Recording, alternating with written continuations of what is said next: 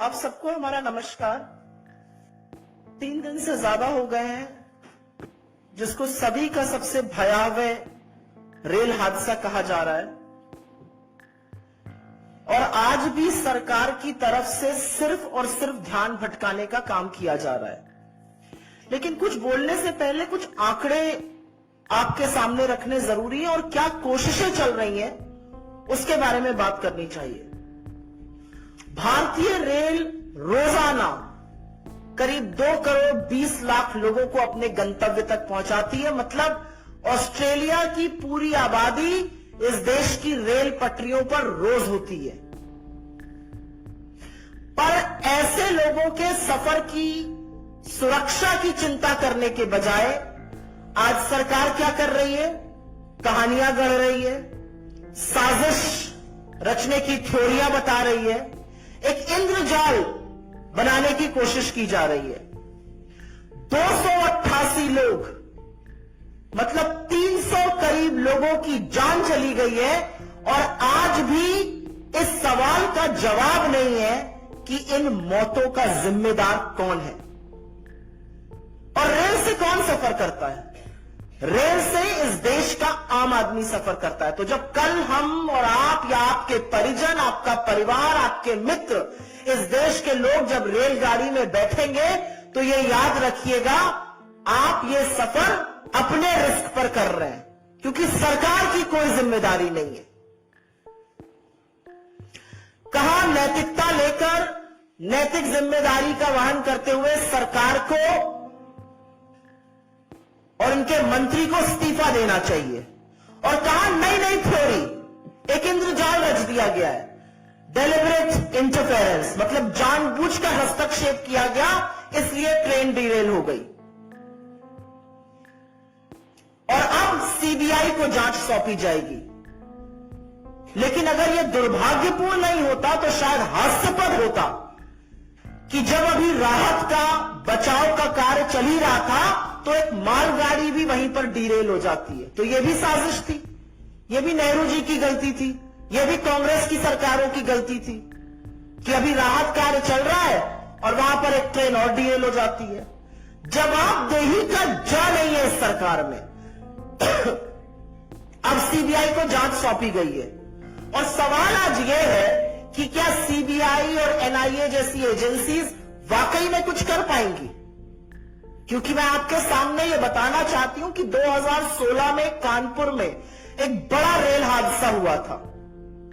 इसको भी आतंकी साजिश बताया गया था। एनआईए को केस सौंपा गया, रेल मंत्रालय ने चिट्ठी लिखी होम मिनिस्ट्री को, एनआईए को केस सौंपा गया। कानपुर के रेल हादसे की बात कर रही हूं, 152 लोगों की मौत हुई थी।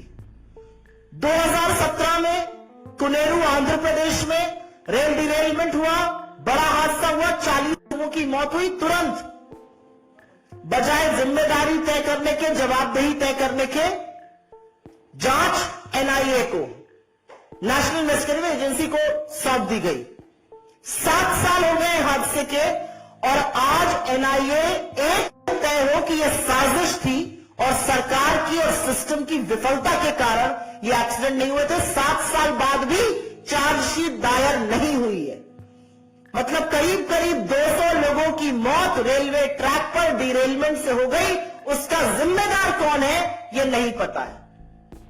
अपने ऊपर से ध्यान हट जाए, अपने ऊपर से ध्यान निकल जाए, कोई जवाबदेही ना हो, इसके लिए एनआईए को जांच सौंप दो। आज सीबीआई के साथ यह किया गया है।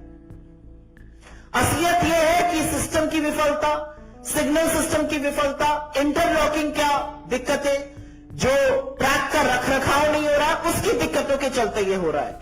लेकिन सीबीआई और एनआईए जैसी उत्कृष्ट एजेंसीज, जो एक्चुअली इंटरपोल की नोडल एजेंसीज यहां पर हैं, जिनका काम है बड़े बड़े अपराधों की तफ्तीश करना, उनको इसमें शामिल करके अपने ऊपर से ध्यान भटकाया जाता है। यह पूरी तरह से साफ है कि कमिश्नर ऑफ रेलवे सेफ्टी इसकी जांच कर सकता है, सीआरएस, उनके पास टेक्निकल एक्सपर्टीज है इसकी जांच करने के लिए। क्यों नहीं उनसे जांच कराई जा रही है? क्यों सीआरएस को सिर्फ अब 8 से 10% रेल हादसे के केसेस की जांच कराई जाती है? मेरे कुछ सवाल हैं। आप सीबीआई से नहीं, आप एनआईए से, किसी से भी जांच करा लीजिए। लेकिन क्या अब सीबीआई ढूंढेगी कि मरम्मत और नए ट्रैक के बजट को 2018-19 से घटाकर के बजट को घटाकर 2020 तक 7,400 करोड़ का क्यों कर दिया गया? क्या सीबीआई ये बताएगी कि इस बजट में 23% कटौती क्यों हुई? क्या सीबीआई ये ढूंढेगी कि जब रेलवे चिंतन शिविर हुआ तो हर जोन को सुरक्षा पर बोलना था, सबको चुप करके क्यों बैठा दिया गया और एक ही जोन को बोलने की इजाजत क्यों दी गई? और क्या सीबीआई ये ढूंढेगी कि उस चिंतन शिविर में सिर्फ वंदे भारत और कितना रेवेन्यू रेलवे से निकल सकता है पर चिंता क्यों हो रही थी, सुरक्षा की बात क्यों नहीं हो रही थी?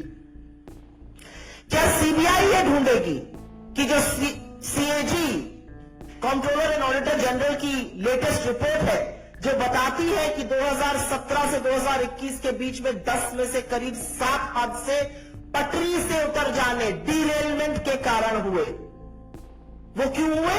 क्या सीबीआई ये ढूंढेगी कि ईस्ट कोस्ट रेलवे में सुरक्षा के लिए रेल और वेल्ड का परीक्षण क्यों नहीं हुआ इस दौरान?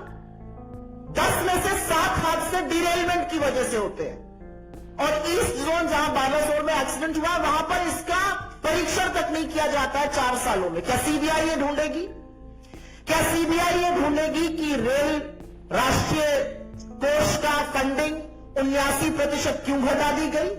क्या सीबीआई ये ढूंढेगी कि 20,000 करोड़ रुपए आवंटित करना था, वो पैसा क्यों नहीं आवंटित करा गया ट्रैक की मेंटेनेंस के लिए? आज सवाल यह है कि सीबीआई का काम क्या है, एनआईए का काम क्या है? 7 साल पहले आपने एनआईए को 2 जांचें दी थी, आज तक चार्जशीट नहीं दाखिल हो पाई, तो क्या उन परिजनों को पूछने का हक है कि यह सरकार की विफलताओं के कारण हुआ, दोष कहीं और क्यों मढ़ा जा रहा है? और एक बात और है, ऐसी उत्कृष्ट एजेंसीज को जब आप इस तरह की जांच देते हैं जिनमें उनकी कोई टेक्निकल एक्सपर्टीज नहीं है, तो आप कहीं ना कहीं उनके ऊपर भी एक सवालिया निशान लगवाने की कोशिश करते हैं। सबको लगता है एनआईए क्यों? एनआईए का काम है टेरर को इन्वेस्टिगेट करना। जो आपके ट्रैक के चलते हो रहा है, जो इंटरलॉकिंग की विफलता के चलते हो रहा है, जो सिस्टम फेलियर के चलते हो रहा है, जो मेंटेनेंस की दिक्कत से हो रहा है, उसके बारे में क्या होगा? तो चुनी हुई सरकार को जब जब कटघरे में आप खड़ा करते हैं तो हमेशा ध्यान भटकाया जाता है। और इसीलिए हम सिर्फ और सिर्फ एक बात कह रहे हैं कि जांच जो है वो टेक्निकल एक्सपर्टीज के जो लोग हैं उनसे कराई जानी चाहिए और जवाबदेही तय होनी पड़ेगी कि क्यों नहीं ट्रैक मेंटेन किए जा रहे हैं, क्यों भारतीय रेलवे जो करीब 2 करोड़ 20 लाख लोगों को रोज अपने गंतव्य पे पहुंचाता है, आज लोगों को रेलगाड़ी में बैठने से डर लग रहा है। अगर इन सवालों का जवाब सरकार नहीं देगी तो क्या सीबीआई और एनआईए जैसी एजेंसीज देंगी जिनके पास ना टेक्निकल एक्सपर्टीज है? और एक ये सच है कि ये पूरी साजिश का जो माया जाल है वो सिर्फ इसलिए रचा जा रहा है कि लोगों के मन में डर भर जाए और सरकार की कोई जवाबदेही ना हो। नैतिकता तो यह कहती है कि 3 घंटे के अंदर रेल मंत्री को अपने पद से इस्तीफा दे देना चाहिए था, लेकिन हो क्या रहा है? एक नया स्वांग रचा जा रहा है और इसीलिए कहीं ना कहीं यह प्रतीत होता है कि यहां पर भी तथ्यों से मुंह मोड़ा जा रहा है, यहां पर भी बचा जा रहा है और यहां पर भी सरकार जवाबदेही अपनी तय करने पर, ना तय करने पर मन बना चुकी है। ಇಂತಹ ಹಲವು ಸುದ್ದಿ ಮಾಹಿತಿ ವಿಶ್ಲೇಷಣೆಗಾಗಿ ಸನ್ಮಾರ್ಗ ನ್ಯೂಸ್ ಸಬ್ಸ್ಕ್ರೈಬ್ ಮಾಡಿ. ನಿರಂತರ ನೋಟಿಫಿಕೇಶನ್ ಪಡೆಯಲು ಬೆಲ್ ಐಕಾನ್ ಒತ್ತಲು ಮರೆಯದಿರಿ.